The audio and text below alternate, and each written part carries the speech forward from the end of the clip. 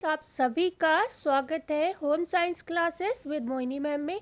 आज की क्लास में हम फिर से जो है न्यूट्रिशन साइंस के बहुत ही महत्वपूर्ण प्रश्न सॉल्व करेंगे, क्योंकि ये प्रश्न हम ऐसी जगह से लेके आ रहे हैं। जैसे नॉर्मल टॉपिक क्या होता है, हर कोई पढ़ लेता है, ठीक है। जब भी पढ़ने बैठते हैं तो हम लोग क्या करते हैं, बेसिक टॉपिक पढ़ने हमेशा पढ़ते रहते हैं, जो कि स्टार्टिंग के ही होते हैं। प्रोटीन पढ़ लिया, कार्बोहाइड्रेट पढ़ लिया, फैट पढ़ लिया। हालांकि उसके भी प्रश्न हैं लास्ट में कुछ, लेकिन जैसे कि हम लोग एग है प्रश्न यहाँ से भी पूछे जाते हैं। तो बहुत सारे ऐसे प्रश्न हैं जो कि हमें आंसर नहीं पता होते हैं और हम नहीं जल्दी पढ़ते हैं, तो उन टॉपिक से मैं प्रश्न आपको दे रही हूँ, ठीक है।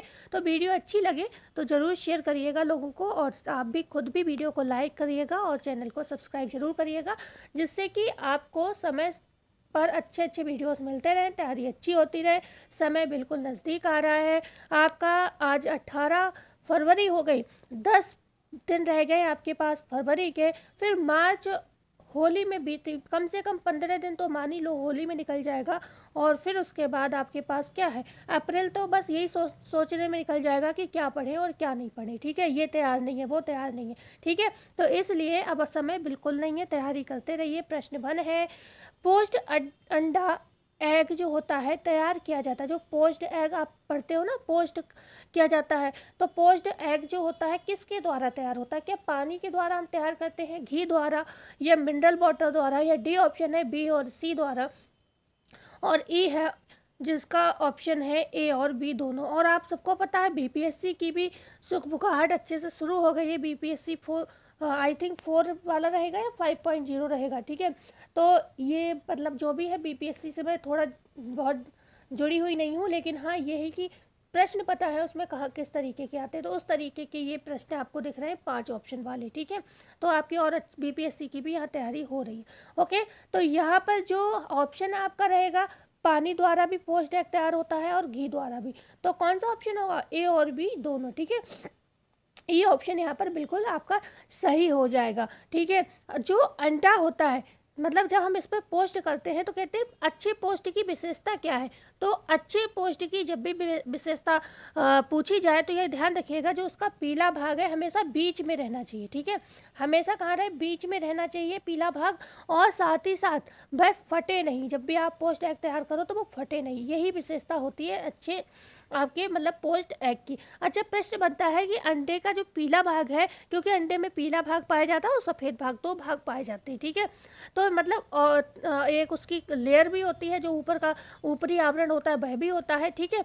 लेकिन हम अंदर की पार्ट की बात कर रहे हैं। तो यहाँ पर जो प्रोटीन होती है कौन से पीले भाग में अगर आपसे पूछा जाए प्रोटीन की मात्रा कितनी होती है, तो 15 से 16% यहाँ पर प्रोटीन जो है आपको देखने को मिलता है, ठीक है। 15 से 16% प्रोटीन रहता है।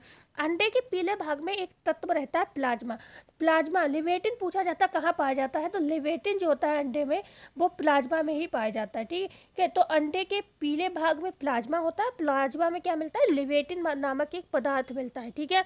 अच्छा, अंडे में पूछा जाए, खास तौर से अभी हम पीले भाग की बात कर रहे हैं, ठीक है। तो अंडे के पीले भाग में कौन सा पिगमेंट पाया जाता है आपसे पूछा जाता है, तो ध्यान रखिएगा ज़ैंथोफिल पाया जाता है, ज़ैंथोफिल, ओके। ज़ैंथोफिल पाया जाता है, और कैरोटीनॉइड्स भी पाया जाता है। कैरोटीनॉइड्स ये कहाँ पाए जाते हैं, पीले भाग में पाए जाते हैं। अभी हम चर्चा पीले भाग की कर रहे हैं, ये ध्यान रखिएगा, वाइट की नहीं कर रहे हैं। डिफरेंस है दोनों में, सफ़ेद में अलग चीज़ें मिलती हैं और पीले में अलग चीज़ें मिलती हैं, ठीक है। तो अंडे के पीले भाग में तो अभी हमने क्या बताया आपको, ज़ैंथोफिल और कैरोटीनॉइड्स पाए जाते हैं। लेकिन अंडे के सफ़ेद भाग में कौन सा पिगमेंट या वर्णक होता है पूछा जाए, तो कहोगे ओबेफ्लेविन, ठीक है। ओबेफ्लेविन के कारण अंडे का जो सफ़ेद भाग होता है वो सफ़ेद होता है, ठीक है। और पीला भाग क्यों होता है, कैरोटीनॉइड और ज़ैंथोफिल के कारण, ओबेफ्लेविन, ठीक है, फ्लेविन, ध्यान रखिएगा, ओके।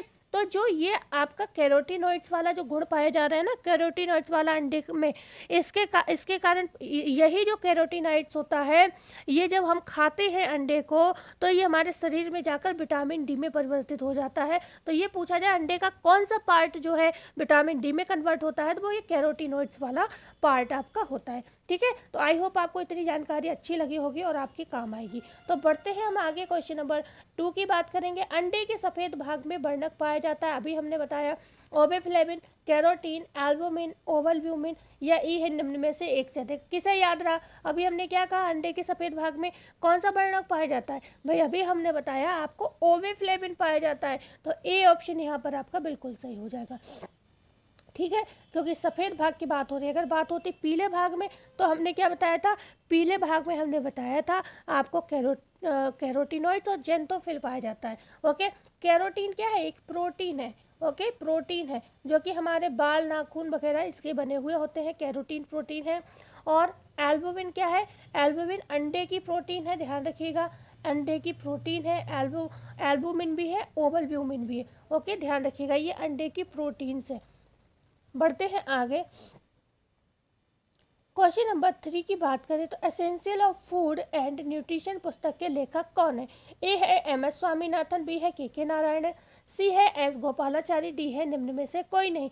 तो यहाँ पर essential of food and nutrition nutrition जो पुस्तक है उसके राइटर कौन है? एम.एस. स्वामीनाथन है। ठीक है, जो एम.एस. स्वामीनाथन है ये कौन है? हरित क्रांति के जनक कहे जाते हैं। ठीक है, हरित क्रांति के जनक कहे जाते हैं। ओके, क्रांति के जनक।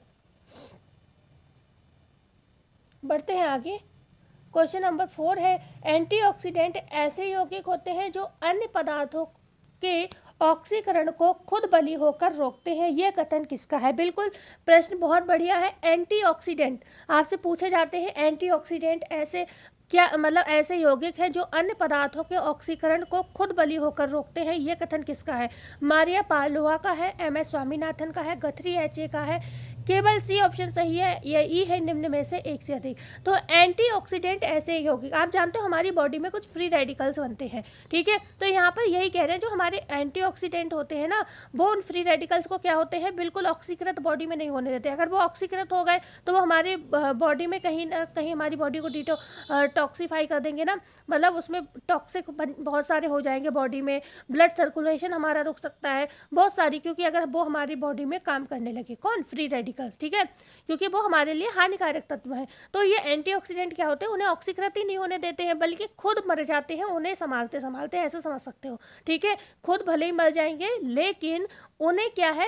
रोक के रहेंगे, उनको अपना काम नहीं करने देंगे। तो वही चीज़ तो यहाँ पर दी है कि खुद किल हो जाते हैं, किन्हें? मतलब उन्हें, और मतलब किसे रोकते रोकते? जो आपके फ्री रेडिकल्स होते हैं उन्हें रोकते रोकते। इस तरीके से मैं समझाना चाह रही हूँ। तो गथरी एच.ए. का ये डेफिनेशन है। ठीक है, जो फ्री रेडिकल्स होते हैं हमारी बॉडी में बनते कैसे? फ्री रेडिकल्स जो होते हैं ना, ये क्या करते हैं, जो भी हमारी बॉडी में या तो चयापचय का जो प्रोसेस होता है तो उसमें भी कुछ वेस्ट चीज़ें निकलती हैं। ठीक है, या फिर दूषित पदार्थ हम कुछ खाते हैं, या हवा में वायु द्वारा हमारी नाक वगैरह के, नाक मुंह के माध्यम से अंदर चले जाते हैं, या धुआं हो गया, कुछ दुष्प्रभावी आजकल रसायन बहुत ज़्यादा प्रयोग किया जाते हैं, मिलावट भी की जाती है। ठीक है, तो अगर आप वहाँ से, मतलब जहाँ भी रसायन प्रयोग हो रहे हैं, मान लो खेतों में लगाए जा रहे हैं, आप वहाँ से गुजर रहे हो, ठीक है, तो ये क्या होते हैं, और हमने भोज्य पदार्थों में तो बता ही दिया मिलाए जाते हैं।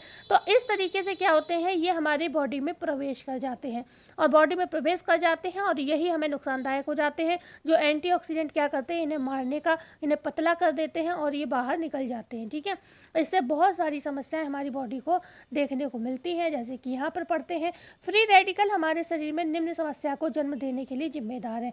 क्या फ्री रेडिकल से कैंसर हो सकता है, एथेरोस्क्लेरोसिस हो सकता है, हृदय रोग हो सकता है, या फिर तेजी से वृद्धावस्था आ सकती है, या डी है, ई है निम्न में से एक से अधिक। तो यहाँ पर जो फ्री रेडिकल्स होते हैं वो क्या करते हैं, उसकी वजह से ही तो हमारे शरीर में क्या होता है, बहुत जल्दी वृद्धावस्था आने लगती है, समय से पहले ही हम लोग बूढ़े दिखने लगते हैं। और क्या होता है, हृदय रोग भी हो जाते हैं भाई, अगर ब्लड सर्कुलेशन हो नहीं पाएगा, क्योंकि ब्लड में जम जाएंगे ये फ्री रेडिकल्स जाकर। ठीक है, तो हृदय रोग हो जाएंगे, एथेरोस्क्लेरोसिस हो जाएगा, और कैंसर के लिए भी ये जिम्मेदार होते हैं। ठीक है, तो यहाँ पर ये ऑप्शन आपका बिल्कुल सही था। क्वेश्चन है यहाँ पर 6 है, आहारीय एंटीऑक्सीडेंट हो सकते हैं, पोषकीय, अपोषकीय, केवल ए, डी है ए और बी दोनों, ई है निम्न में से कोई नहीं। तो आहारीय एंटीऑक्सीडेंट कौन से हो सकते हैं आपको ये बताना है। तो ये पोषकीय भी हो सकते हैं, अपोषकीय भी हो सकते हैं। जो आहारीय एंटीऑक्सीडेंट होते हैं, ये जरूरी थोड़ी ना कि हर एंटीऑक्सीडेंट आपके लिए प्रदान करे या फिर हर जो है मतलब दोनों ही हो सकते हैं, ये पोषकीय भी मतलब न्यूट्रिटिव भी हो सकते हैं, नॉन न्यूट्रिटिव भी हो सकते हैं। तो यहाँ पर आपका क्या होगा, डी ऑप्शन सही होगा, ए और बी दोनों ये आपके बिल्कुल सही आंसर होगा। ओके, तो कभी कभी ये नहीं सोचिएगा अरे एंटीऑक्सीडेंट की बात हो रही है तो ये हमेशा बहुत अच्छे ही होंगे, नहीं, पोषकीय और पोषकीय दोनों तरीके की ये हो सकते हैं, ठीक है। ओके, तो बढ़ते हैं हम आगे। क्वेश्चन है आपका 7, ये लीवर के डिटॉक्सिफाइंग एंजाइम को प्रेरित करते हैं एवं ट्यूमर रोग को कम करते हैं, ठीक है। ये इनमें से ऐसी कौन सी चीज़ें हैं जो लीवर के डिटॉक्सिफाइंग एंजाइम को प्रेरित करते हैं एवं ट्यूमर रोग को कम करते हैं? क्या पत्ता गोभी व टमाटर है, स्ट्रॉबेरी व अनानास है, ताजी काली मिर्च है, हरी एवं काली चाय है, या डी ई है निम्न में से एक से अधिक? तो यहाँ पर ये सभी, चाहे पत्ता गोभी हो, टमाटर हो, स्ट्रॉबेरी हो, अनानास हो, ताजी काली मिर्च है, ठीक है, हरी एवं काली चाय है, ये सब क्या करते हैं, ये सभी आपकी बॉडी को डिटॉक्सिफाइंग करने का काम करते हैं या फिर डिटॉक्सिफाइंग जो एंजाइम होते हैं उनको प्रेरित करते हैं। जब ये एंजाइम सक्रिय हो जाते हैं तो ये क्या करते हैं, ऐसे जो भी चाहे फ्री रेडिकल हो चाहे कुछ भी है उनको वहाँ पर बनने नहीं देते हैं बॉडी में, और हमारी बॉडी डिटॉक्सिफाई हो जाती है और ट्यूमर जैसे रोगों का खतरा कम हो जाता है, ठीक है। तो ये ऑप्शन हमारा यहाँ पर सही हो जाएगा। यहाँ पर प्रश्न है, निम्नलिखित में से एंटीऑक्सीडेंट है, आप लोगों को सबको पता है क्या, ए है, सी है और ई है। भाई उसके अलावा भी एंटीऑक्सीडेंट होते हैं, हमेशा कच्चा मत खा जाना, क्योंकि आप लोगों ने 3 ही रट रखे हैं और ऑप्शन में कुछ और मिल जाए तो पता होना चाहिए आपको, ठीक है। तो एंटीऑक्सीडेंट क्या विटामिन ए है या विटामिन ई और सी है या फिर राइबोफ्लेविन है या फिर ए और बी ऑप्शन सही है या ई ऑप्शन में है, निम्न में से सभी सही हैं। तो यहाँ पर जो आपका राइट आंसर होगा, देखो विटामिन ए भी सही है, ई और सी तो सही है, सभी को पता है, ओके। लेकिन राइबोफ्लेविन भी आपका क्या है, एक एंटीऑक्सीडेंट है। इसके अलावा भी, और एक चीज़ और ध्यान रखिएगा, ई और सी और ए लिखा मिल जाए तो ऐसा नहीं, कभी कभी इनके रासायनिक नाम भी लिख के दे सकते हैं कि इनमें से कौन सा एंटीऑक्सीडेंट है, रेटिनॉल है, स्कॉर्बिक एसिड है, ठीक है, या फिर आपका ये जो विटामिन ई का रासायनिक नाम क्या है, टोकोफेरॉल है, ठीक है, ये नाम भी आपको मिल सकते हैं, तो इनको ध्यान रखिएगा। इसके अलावा सल्फर भी आपका क्या है, सल्फर भी आपका एंटीऑक्सीडेंट है। उसके बाद आपके ये क्या है, एक एमिनो एसिड है, सल्फर क्या एमिनो एसिड है, मिथियोनिन, सिस्टीन, ये क्या है आपके एमिनो एसिड हैं और ये क्या है, एक तरीके के आपके एंटीऑक्सीडेंट भी हैं, और सिस्टीन, इनको भी याद रखिएगा। इसके अलावा बहुत हैं लेकिन उनके थोड़े डिफ़िकल्ट नेम है, ओके, जैसे कि सेलेनियम तो नॉर्मल है, सेलेनियम क्या भी है, ये भी एंटीऑक्सीडेंट है, आप जानते हो मछली वगैरह में पाया जाता है बहुत अच्छे से, ओके। सेलेनियम भी एक एंटीऑक्सीडेंट है, इसको भी आप ध्यान रखिएगा। उसके बाद टोकोट्रियोनॉल्स होते हैं, टोकोट्रियोनॉल्स, तो बहुत तरीके के आपके ये होते हैं, ओके। तो बढ़ते हैं अब हम आगे। तो यहाँ पर आपका ई ऑप्शन सही था, ठीक है, सभी सही है ना, इसलिए वो एक से अधिक हो जाएगा। क्वेश्चन यहाँ पर 9, यह साधन लक्ष्य कोशिकाओं पर विषाक्त पदार्थों को पहुँचने नहीं देते या फिर उनके प्रभाव को नष्ट कर देते हैं। भाई आज हम उम्मीद करेंगे, देखो प्रश्न बहुत बेहतरीन है, ओके, और आपको पता भी है एंटीऑक्सीडेंट, फ्री रेडिकल, ये सारे आपसे पूछे भी जाते हैं, ओके। तो बहुत अच्छे प्रश्न हैं। तो आज हम चाहेंगे वीडियो को एक बार सभी लोग अपने मित्रों को शेयर कर दें और वीडियो को लाइक जरूर कर दें, प्यारा सा कमेंट अगर अच्छा लगे आपको कुछ भी या आपका कुछ प्रश्न है तो भी आप कर सकते हैं, ठीक है। तो यहाँ पर 9 प्रश्न आपने पढ़ लिया। क्या कहा इस प्रश्न ने, बहुत अच्छा प्रश्न है, यह साधन लक्ष्य कोशिकाओं पर विषाक्त पदार्थों को पहुंचने ही नहीं देते या फिर उनके प्रभाव को नष्ट कर देते। हम लोग क्या करते हैं, टीकाकरण करवाते हैं, मतलब कोई भी हमें जैसे BCG का टीका लगाते हैं, या अभी कोरोना में क्या करा हमने, कोरोना का टीका लगवाया।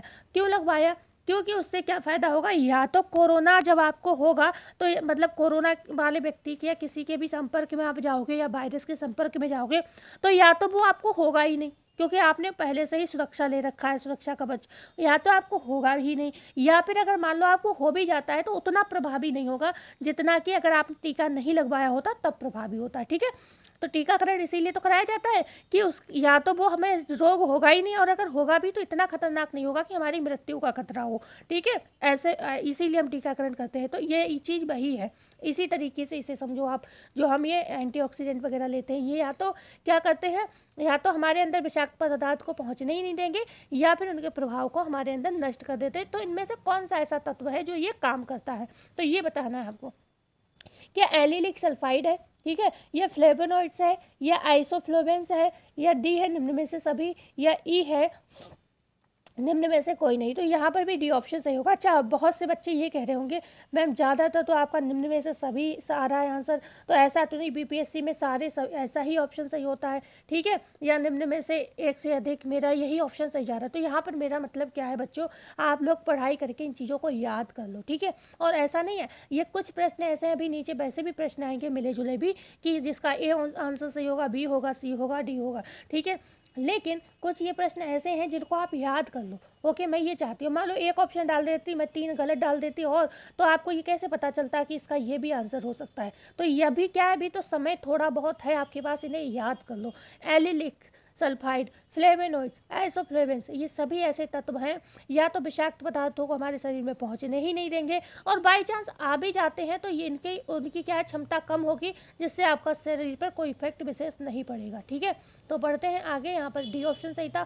क्वेश्चन है 10, यह बिना पचे भोज्य अवशेष हैं जो बैक्टीरिया की वृद्धि में सहायक होते हैं। क्या प्रीबायोटिक है? याद करो, ये प्रश्न पूछा जाता है। प्रोबायोटिक है, सूक्ष्म जीव है, डी है निम्न में से सभी, ई है निम्न में से कोई नहीं। तो आप सभी जानते हो, बिना पचे भोज्य अवशेष जो बैक्टीरिया की वृद्धि में सहायक होते हैं, इन्हें हम प्रीबायोटिक भी कहते हैं। और आज आपकी क्लास भी लेट है, क्या ही करूं, बहुत समस्याएं हो गई। एक बार मेरी अभी जल्दी में चूहे ने काट लिया था मेरी उंगली में, तो उसके इंजेक्शन लगते हैं मेरे, ठीक है। तो आज कल तीसरा मेरा इंजेक्शन था, तो मैं इतना लेट हो गई, वहाँ इतनी लंबी लाइन थी कि ऐसा लग रहा था कि पूरे शहर को कुत्ते बिल्ली ने काट रखा है, चूहे ने, ठीक है। तो इतनी लंबी लाइन थी कि मैं 2-3 घंटे लाइन में एक पैर पर खड़ी रही, इतनी विकट वाली भीड़ थी, ठीक है। तो यहाँ पर इस वजह से मैं आकर हर काम में इतना लेट हो गई। कल शाम को मैं घर आई, बहुत लेट हो गई, तो मुझे टाइम ही नहीं मिला कतई क्लास रिकॉर्ड करने का। तो ये क्लास मेरी सुबह रिकॉर्ड हो रही है, और बहुत सुबह सुबह मेरी आंखों की जो दिक्कत चल रही है, तो मैं बहुत जल्दी, अब 4 बजे जो मैं काम करती थी वो मेरा बंद चल रहा है, क्योंकि मेरी आंखें बहुत ख़राब हो रखी हैं। क्या ही फ़ायदा होगा जब मैं क्लास आगे पढ़ ही नहीं पाऊँगी खुद ही, अगर मेरी आंखें ख़राब हो गई, ठीक है।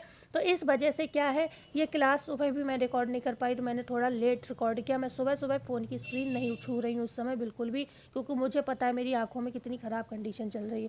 तो मेरी पढ़ाई भी ये थोड़ी ना है कि सिर्फ आपका नुकसान हुआ, क्लास लेट मिली, मेरा इतना नुकसान चल रहा है कि मैं इतनी अच्छी मेरी पढ़ाई चल रही थी, सब चौपट हो गया मेरा। पढ़ाई का बिल्कुल समझो 0 चल रहा है इस समय, इतना ही चल रहा है कि हम आपको पढ़ा पा रहे हैं बस, ठीक है। तो यहाँ पे क्वेश्चन 10 क्या कहा मैंने, ये बिना पचे भोज्य अवशेष होते हैं जो बैक्टीरिया की वृद्धि में सहायक होते हैं। क्या प्रीबायोटिक होते हैं, प्रोबायोटिक होते हैं, सूक्ष्म जीव होते हैं, डी है निम्न में से सभी, या ई है इनमें से निम्न में से कोई नहीं। तो ये सभी होगा। जैसे कि आपने पढ़ा हुआ प्रीबायोटिक्स क्या होते हैं, प्रोबायोटिक, अंतर क्या है, सिर्फ ये प्री है ये प्रो है, ध्यान रखिएगा, इतना ही अंतर है, कंफ्यूज मत होना। तो प्रीबायोटिक क्या होता है और प्रोबायोटिक क्या होता है ये जान लेते हैं। जो प्रीबायोटिक होते हैं ना आपके, ये क्या होते हैं, बिना पचे, ठीक है, बिना पचे क्या होता, सॉरी बिना पचे, एक सेकेंड, बिना पचे भोज्य अवशेष होते हैं, ये बिना पचे क्या होते हैं, भोज्य अवशेष होते हैं, भोज्य अवशेष। ओके, ये क्या करते हैं हमारी बॉडी में, जो प्रोबायोटिक होते हैं ये हमारे बॉडी में जब जाते हैं तो क्या करते हैं, एक बैक्टीरिया की वृद्धि में सहायक होते हैं। और ये बैक्टीरिया कहाँ पाए जाते हैं, कोलन में पाए जाते हैं। आप जानते हैं बड़ी आंत का भाग है, सीकम, कोलन, रेक्टम, 3 भाग हैं बड़ी आंत के, तो ये कोलन भाग में पाए जाते हैं, जिसके थ्रू मल जो है, स्टूल जो है बाहर निकल जाता है, ठीक है। तो ये क्या करते हैं, यहाँ पर एक क्या होता है, बैक्टीरिया पाया जाता है, ठीक है। तो कोलन में जो बैक्टीरिया पाया जाता है वो मतलब उसकी वृद्धि में या फिर उसको कंट्रोल करने में ये सहायक होते हैं, जिससे मनुष्य क्या होता है, स्वस्थ रहता है। हमारी बॉडी में, हमारे पेट में भी बैक्टीरिया पाए जाते हैं जो भोजन के पाचन में, ठीक है, सहायक होते हैं बहुत, मतलब वो फायदेमंद बैक्टीरिया होते हैं। लेकिन उन बैक्टीरिया का बढ़ना और उन बैक्टीरिया का कम होना हमारे लिए खतरनाक होता है, ठीक है। तो ये क्या होते हैं, बिना पचे भोज्य अवशेष होते हैं, प्रीबायोटिक, ठीक है, बिना पचे भोज्य अवशेष होते हैं, ध्यान रखिएगा। ओके, और कहाँ पाए जाते हैं, हमारी बॉडी में भी पाए जाते हैं, ये भी ध्यान आप समझ सकते हो इस चीज़ को, क्योंकि जब हम खाते हैं ना तो ये हमारी बॉडी में जाके वर्क करते हैं। इसलिए मैं कह रही हूँ बॉडी में, जैसे जो भी भोज्य पदार्थ आप खाओगे बिना पचे, जो भोज्य पदार्थ होते हैं ना, जैसे कि सेल्यूलोजिक टाइप तो कहाँ जाते हैं वो बॉडी में, एक सेकेंड, तो वो हमारी बॉडी में ही तो जाते हैं, ठीक है। तो दूसरी बात हम करते हैं, चलो इसको समझ लेते हैं, बस इतना याद रखो, जो प्रीबायोटिक होते हैं वो क्या होते हैं, बिना पचे भोज्य अवशेष होते हैं, ठीक है। और जो हमारी बॉडी में क्या होते हैं, बैक्टीरिया की वृद्धि में सहायक होते हैं, इतना याद रखना है आपको, ठीक है। अब प्रोबायोटिक क्या होते हैं, सूक्ष्म जीव संबंधी ये भोज्य पदार्थ होते हैं, ये सूक्ष्म जीव संबंधी खुद ही क्या होते हैं, भोज्य पदार्थ होते हैं। ओके, सूक्ष्म जीव संबंधी ये भोज्य पदार्थ होते हैं। ये भी क्या करते हैं, आंतों के बैक्टीरियल संतुलन को बढ़ाते हैं, ठीक है। जो बैक्टीरिया आपके आंतों में पाया जाता है ना, भोजन के पाचन में सहायक होता है, तो उनके संतुलन के लिए प्रोबायोटिक आवश्यक होता है। ठीक है, बैक्टीरिया के संतुलन की बात हो तो क्या है, प्रोबायोटिक सहायक होता है। और अब क्लियर हो जाएगा आपका। ठीक है, प्रोबायोटिक प्रीबायोटिक कंफ्यूज करता है थोड़ा सभी को। तो प्रोबायोटिक क्या होता है, ये संतुलन का काम करता है बैक्टीरिया के, और जो प्रोबायोटिक है और प्रीबायोटिक क्या करता है, ये बैक्टीरिया की वृद्धि में सहायक होता है। ठीक है, तो दोनों के अपने अपने फायदा है। ओके, जिससे मनुष्य का शरीर क्या है, स्वस्थ रहता है। और सूक्ष्म जीव की ही बात चल रही थी, तो यहाँ पर डी ऑप्शन सही हो जाएगा। बात करते हैं डी, इनमें से सभी सही हो जाएगा। क्वेश्चन 11, उपचारात्मक पोषण के अतिरिक्त निम्न में से वह गतिविधि इसके प्रयोग से स्वास्थ्य को तेजी से बेहतर किया जा सकता है? क्या तनाव है, शारीरिक गतिशीलता है, व्यायाम है, निम्न में से सभी, या ई है निम्न में से एक से अधिक? तो उपचारात्मक पोषण के अतिरिक्त भी कुछ गतिविधियां हैं जिसके माध्यम से क्या करते हैं, हम अपने शरीर को स्वस्थ रख सकते हैं। जैसे उस व्यक्ति को तनाव मुक्त कर दिया जाए, मतलब उसके जीवन में जो भी तनाव है उसे ख़त्म कर दो। उसकी शारीरिक गतिशीलता अगर वो नहीं कर रहा है, इस वजह से वो मोटा है, अस्वस्थ है, जो भी है, तो उसकी गतिशीलता को बढ़ा दिया जाए। ठीक है, या व्यायाम करे तो भी उसका तनाव मुक्त होगा। तो यहाँ पर डी ऑप्शन, या फिर कह सकते हैं ई ऑप्शन सही होगा, निम्न में से एक से अधिक। तो यहाँ पर ई ऑप्शन सही होगा। तो इन सभी विधियों द्वारा हम क्या कर सकते हैं, तनाव है, शारीरिक गतिशीलता है, व्यायाम है, कि व्यक्ति को उपचारात्मक आप पोषण तो दे रहे हैं, उसके अतिरिक्त ये चीज़ें भी अगर उनके जीवन में सही से रही हैं, व्यायाम है और शारीरिक गतिशीलता है, तनाव है, तो भी व्यक्ति जो है स्वस्थ हो जाएगा। ठीक है, स्वास्थ्य बेहतर हो जाएगा। क्वेश्चन 12, तनाव मुक्ति के साधन हो सकते हैं मेडिटेशन और अरोमा द्वारा, संगीत या सुगंध द्वारा, स्पर्श व पालतू पशुओं द्वारा। डी है निम्न में से एक से अधिक, ई है निम्न में से कोई नहीं। आप जानते हो हमारी लाइफ में क्या होता है, मेडिटेशन शांत होकर बैठ जाओ, बिल्कुल कुछ भी मत सोचो, ये भी कहीं ना कहीं तनाव से हमें मुक्त करता है। अरोमा का मतलब होता है सुगंध, स्मेल, खुशबू। अभी आपके पास मैं मतलब अभी 2 दिन से कुछ समय नहीं मिल पा रहा था, तो मैं अपनी छत पर नहीं जा पा रही थी। छत पे क्या है, हमारे मतलब पेड़ पौधे हमने लगा रखे हैं। ठीक है, थोड़ी उनके मतलब मैं पहुंची, तो जैसे कि अभी हमारे नारंगी का पेड़ है, नारंगी आती है ऑरेंज कलर की पेड़ है, उसमें बहुत सारी नारंगियाँ आई थी, तो इस समय उस पर फूल आ रहा है काफ़ी। ठीक है, तो अभी 2-3 दिन पहले उस पर फूल आ रहा था, हल्का हल्का था, लेकिन 2 ही दिन में इतना ज़्यादा फूल उस पर आ गया कि मैं उसके पास जब खड़ी हुई तो इतनी सुंदर खुशबू आ रही थी उसकी, बिल्कुल बेले के फूल की तरह। मतलब ये लग रहा था बेले के फूल के बाग में खड़ी, इतनी सुंदर खुशबू आ रही थी, मतलब थोड़ी दूरी पर ही, बहुत बढ़िया खुशबू। तो मैं कुछ देर जाकर उसके पास खड़ी हो गई, तो वो मतलब क्या थी, सुगंध थी, पर इतनी अच्छी लग रही थी, ऐसा लग रहा था वहाँ से हटो नहीं। मैं अपनी बेटी को बुला के सुंघा रही थी उसको। ठीक है, कि देखो कितनी अच्छी स्मेल आ रही, तो सच में इतना सुकून मिल रहा था वहाँ पर, ऐसा लगता कितनी अच्छी खुशबू में खड़े हुए हैं। ओके, सारे परफ्यूम फैलते। ठीक है, तो सुगंध द्वारा भी तनाव मुक्त किया जाता है। ओके, और संगीत आप जानते हो हम सब लोग सुनते हैं, सुगंध और अरोमा बातें की हो गई, स्मेल। ओके, स्पर्श, हम लोग जानवरों को अगर प्यार से सहलाने लगे तो भी उसे एक अपनापन फील होता है, वो भी मतलब ऐसा लगता है बिल्कुल आराम से बैठ जाएगा। जैसे डॉगी वगैरह आपने पाल रखे हो, तो हम तो इंसान हैं, हम अपने बच्चों के सिर पर हाथ फेरने लगते हैं, कितने प्यार से गोद में बैठ जाते हैं, तो ये कहीं ना कहीं तनाव से मुक्त होते हैं, बच्चे आराम से रखकर सोने लगते हैं हमारी गोद में। तो क्या है, ये निम्न में से अधिक, तो ये सब पर लागू होता है, आप हर किसी के साथ ये व्यवहार कर सकते हो। ठीक है, तो तनाव से मुक्त हो जाएगा व्यक्ति। ठीक है, डी ऑप्शन यहाँ पर सही था। क्वेश्चन है 13, रचना के आधार पर भोजन को कितने भागों में विभक्त कर सकते हैं? क्या दो, देखो प्रश्न ध्यान से पढ़िएगा, रचना के आधार पर, रचना मतलब जब हम फूड आइटम तैयार करते हैं ना, उस आधार पर हम किस तरीके से भोज्य पदार्थ को तैयार कर सकते हैं। खासतौर से इस समय उपचारात्मक आहार पढ़ रहे हैं, तो उस दृष्टि से प्रश्न पूछा जा रहा है। 2 है, 3 है, 4 है, 5 है, तो बी ऑप्शन सही होगा यहाँ पर 3 तरीके से। जैसे कि कौन कौन से 3 तरीके हो सकते हैं आपके रचनात्मक आहार को तैयार करने के? एक तो नरम आहार जिसे हम सॉफ्ट डाइट कहते हैं, दूसरी होती है अर्ध तरल आहार जिसे हम सेमी लिक्विड डाइट कहते हैं, तीसरी होती है तरल आहार जिसे हम लिक्विड डाइट कहते हैं। ठीक है, तो ये 3 तरीके से हम कोई भी आहार जो है रचना के आधार पर तैयार कर सकते हैं। क्वेश्चन है यहाँ पर 14, निम्नलिखित में से नरम आहार में शामिल नहीं है? चावल की पतली खिचड़ी, मसली हुई सब्जियां, दाल, फल, सब्जियां, शक्कर व दूध।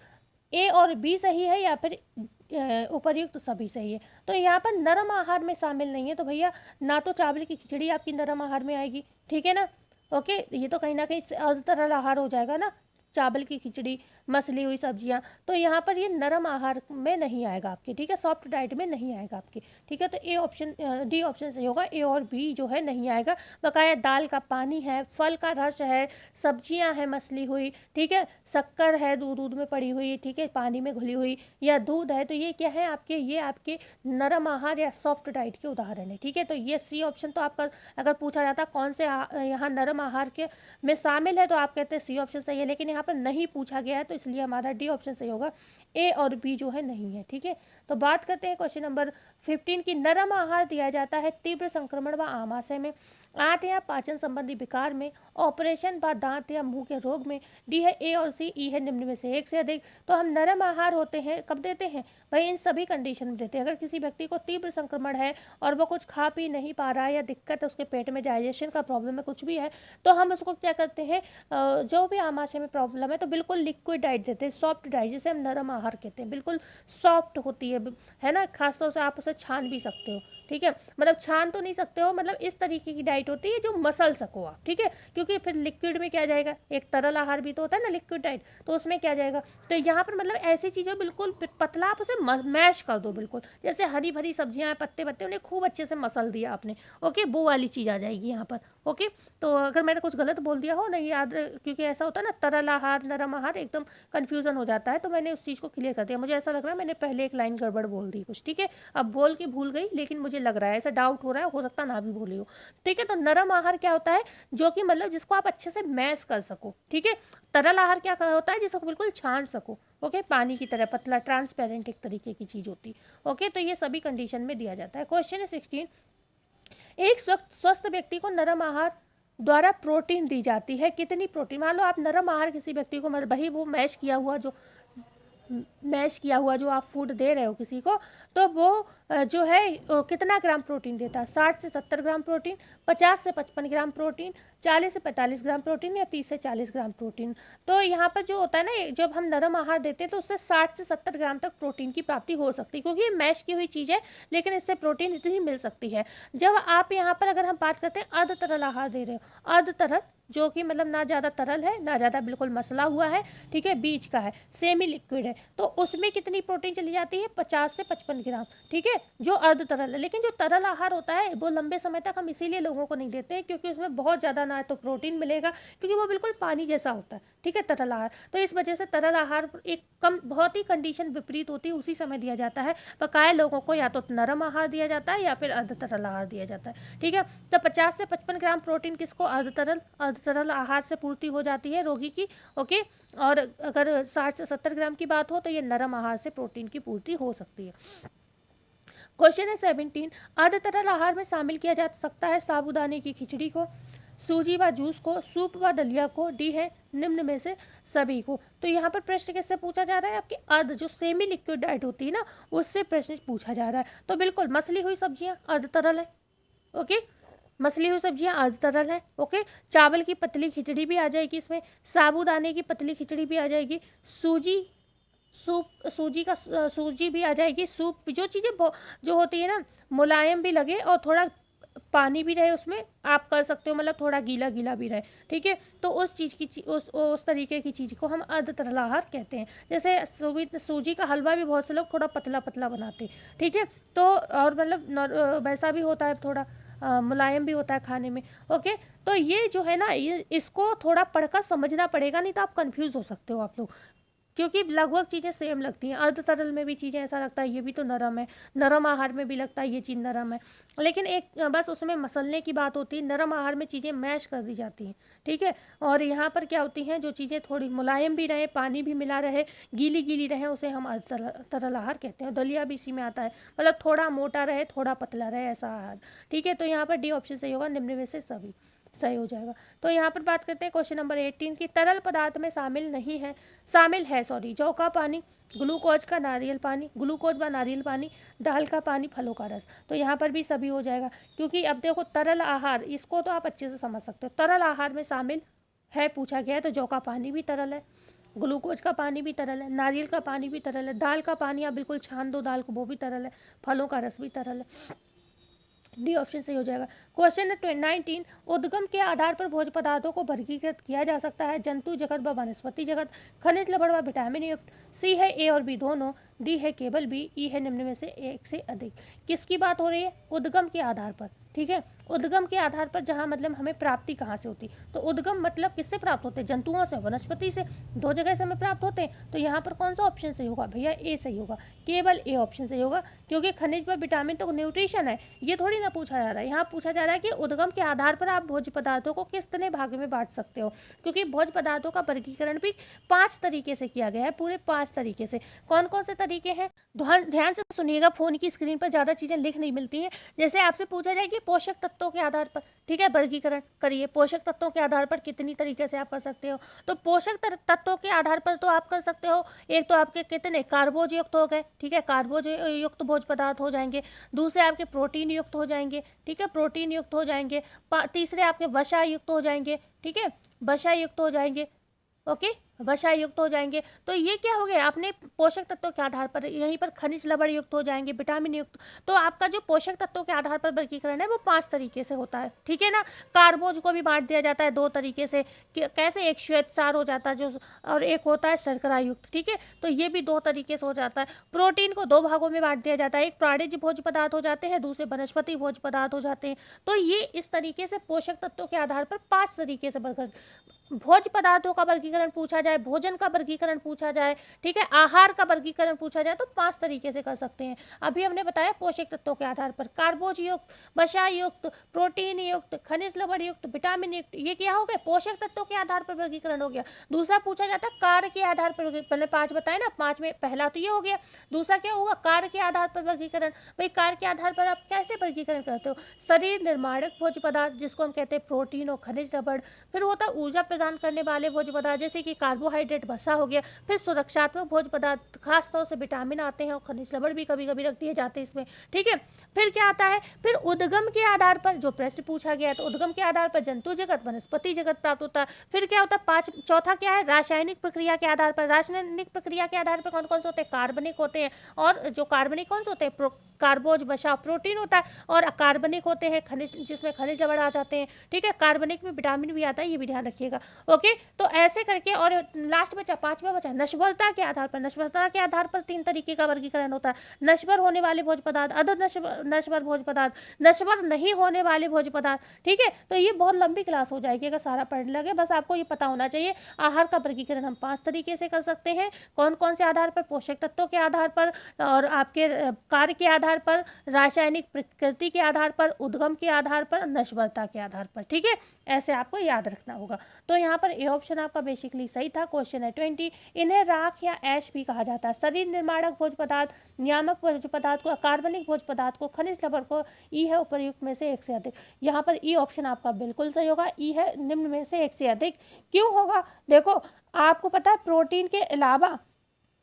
प्रोटीन के अलावा भी एक तत्व है जिसे शरीर निर्माणक भोज्य पदार्थ में रखा जाता है, वो है खनिज लवण, ठीक है। ये निर्माण का काम भी करते हैं, ओके। और ये नियामक का मतलब होता है संतुलन बनाना, पीएच का संतुलन रखना, जल संतुलन रखना, ये सारे का जो होते हैं ना, अम्ल क्षार का संतुलन जो रखा जाता है ना, वो भी खनिज रखते हैं। आपके पानी का संतुलन भी शरीर में, जो आपके जो ये आयोडीन है, सोडियम, इन सब का संतुलन कहीं ना कहीं खनिज तत्वों के माध्यम से ही होता है, ठीक है ना। एक खनिज तत्व दूसरे के कार्य में सहायक होता है, तो ये नियामक का कार्य कहलाता है, ठीक है। और इन्हें हम क्या कहते हैं? अकार्बनिक भी कहते हैं। और ये सब क्या है? खनिज लवण की बात चल रही है, तो यहाँ पर ये ऑप्शन सही हो जाएगा, निम्न में से एक से अधिक। इन्हें सबको राख कहा जाता है, ऐश कहा जाता है, ठीक है।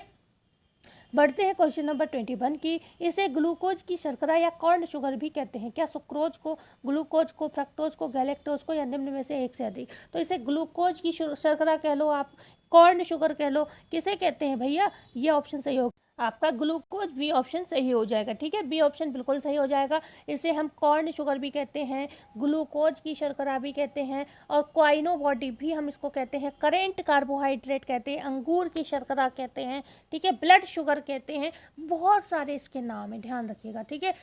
जो एथलीट है, प्लेयर हैं, इनको ऑपरेशन, जब भी किसी का ऑपरेशन होता है तो कौन से हम क्वाइनो बॉडी कहते हैं, क्योंकि तुरंत ये क्या करता है? ग्लूकोज देता है, क्वाइनो बॉडी देते हैं उस समय हम उन्हें, ओके। तो और हम इसको क्या कहते हैं, इसे हम डेक्सटोज भी कहते हैं। तो ये बहुत सारे नाम है डेक्सटोज वगैरह, याद रखिएगा। ओके, फ्रक्टोज आप जानते हो फलों में पाई जाती है। सारी शर्कराएं क्या होती हैं, लास्ट में ग्लूकोज में टूट जाती हैं। ठीक है, तो सिंपल फॉर्म क्या होगी कार्बोहाइड्रेट की, ग्लूकोज ही हो गई। तो बढ़ते हैं आगे, क्वेश्चन है 22, रक्त में ग्लूकोज की मात्रा होती है 80 से 120 mg 100 ml ऑफ ब्लड, 80 से 100 mg 100 ml ऑफ ब्लड, या फिर 90 to 30 mg 100 ml of blood, या ठीक है निम्न में से कोई नहीं। तो यहाँ पर ये ऑप्शन सही है। अब प्रश्न ये भी आता है मैम कि 80 mg, एक प्रश्न आया था पिछली बार मैंने प्रश्न सॉल्व कराया तो उसका शायद मैंने आंसर भी नहीं दिया। ठीक है, क्योंकि बात ये बेसिक बात है, कई बार ये प्रश्न पूछा गया है एग्जाम में, तो इस पर कंफ्यूज नहीं होना चाहिए था।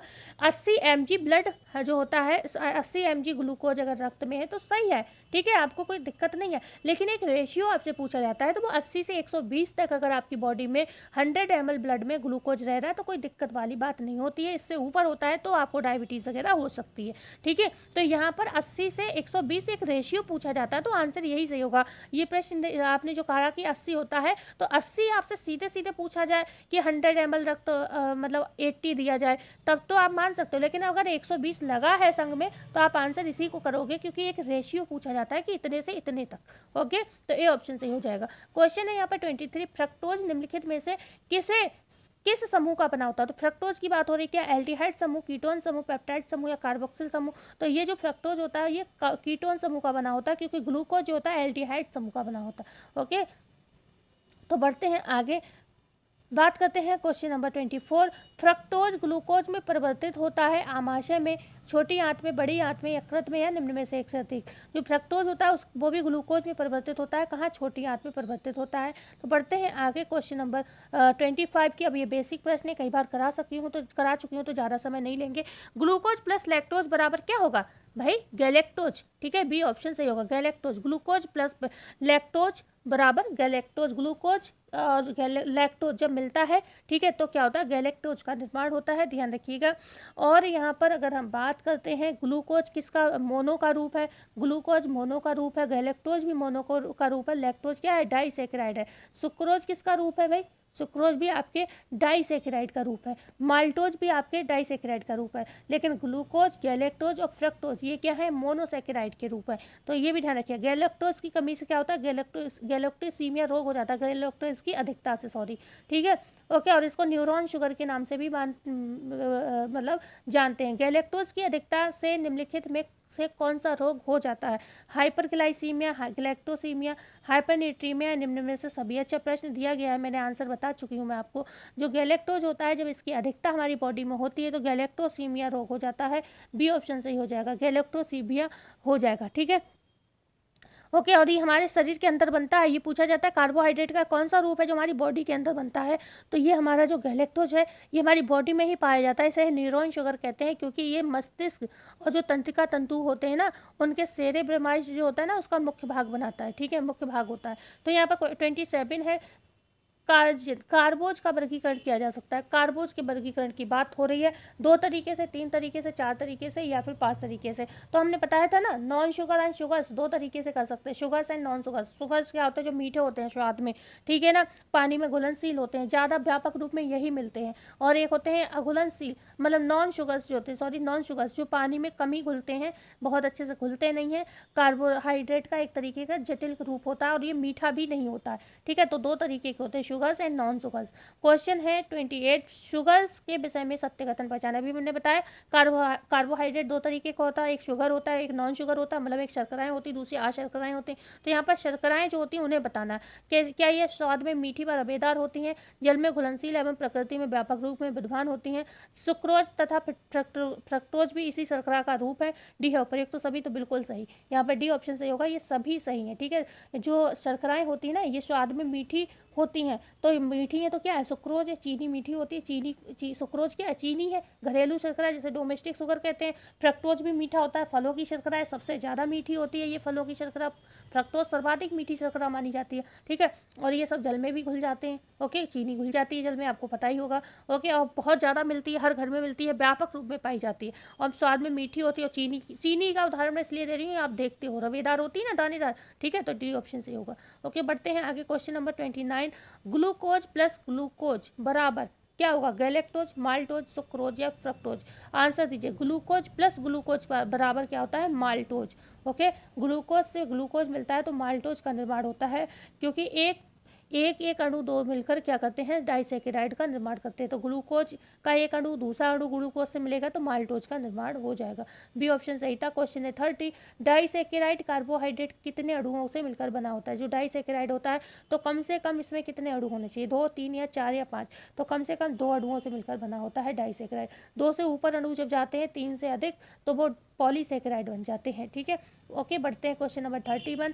कार्बोज की सबसे जटिल संरचना कहलाती है ग्लूकोज, डाइसेकेराइड, पॉलीसेकेराइड, माल्टोज। तो ये क्या होते हैं यहाँ पर, पॉलीसेकेराइड। पॉलीसेकेराइड में क्या क्या आता है आपके, सेल्यूलोज आ जाता है, स्टार्च आ जाता है, पैक्टिन आ जाता है, आपके हेमी सेल्यूलोज आ जाता है, लिग्निन आ जाता है। ये सारी क्या पॉलीसेकेराइड के आपके रूप होते हैं। ये बहुत जटिल शर्करा मानी जाती है। ओके, बात करते हैं क्वेश्चन नंबर 32 की। माँ के दूध में लैक्टोज की मात्रा होती है 2 से 3%, 4 से 5%, 6 से 7% या 8 से 9%। तो माँ के दूध में जो लैक्टोज की मात्रा होती है वो 6 से 7% होती है। ठीक है, 6 से 7% होती है। क्वेश्चन है 33, स्टार्च का दूसरा नाम क्या है? डाइसेकेराइड, डेक्स्ट्रीन, एमिलम या सेल्यूलोज?